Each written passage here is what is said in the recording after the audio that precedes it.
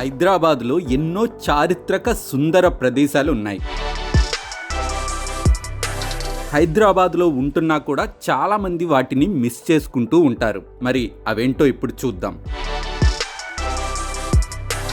1. ఏనుగు చెట్టు.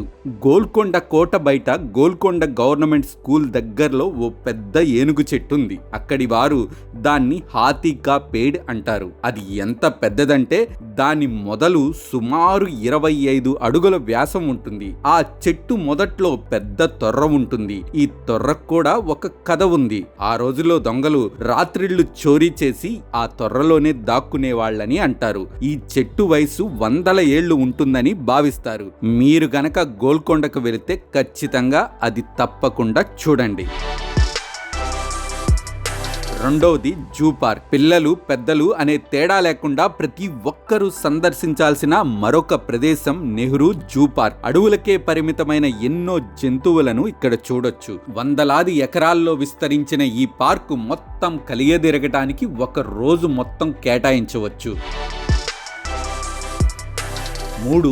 ఆకాష్పురి హనుమాన్ మందిరం. దత్తాత్రేయ నగర్లో ఉంది ఈ హనుమాన్ మందిరం. వాతావరణం ఎంతో ప్రశాంతంగా ఉంటుంది.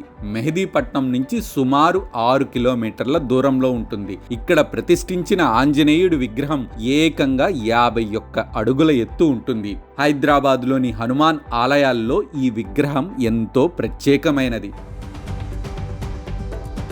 4. ఆనంద బుద్ధ విహార్. హైదరాబాద్లో ఉన్నప్పటికీ చాలా మందికి తెలియని మరొక ప్రదేశం ఆనంద బుద్ధ విహార్. ఇది సికింద్రాబాద్ మహీంద్రా హిల్స్ గుట్టపై చివరన ఉంటుంది. ప్రశాంతమైన బుద్ధ విగ్రహం, నిశ్శబ్దమైన పరిసరాలు, రమణీయమైన ప్రకృతి ఎంతో ఆహ్లాదాన్ని పంచుతాయి. ప్రశాంతత కోరుకునే వారికి ఇదొక అద్భుతమైన ప్రదేశం. ఇక్కడి నుంచి చూస్తే నగరం ఎంతో సుందరంగా కనిపిస్తుంది. ఆదివారం దీనికి సెలవు ఉంటుంది.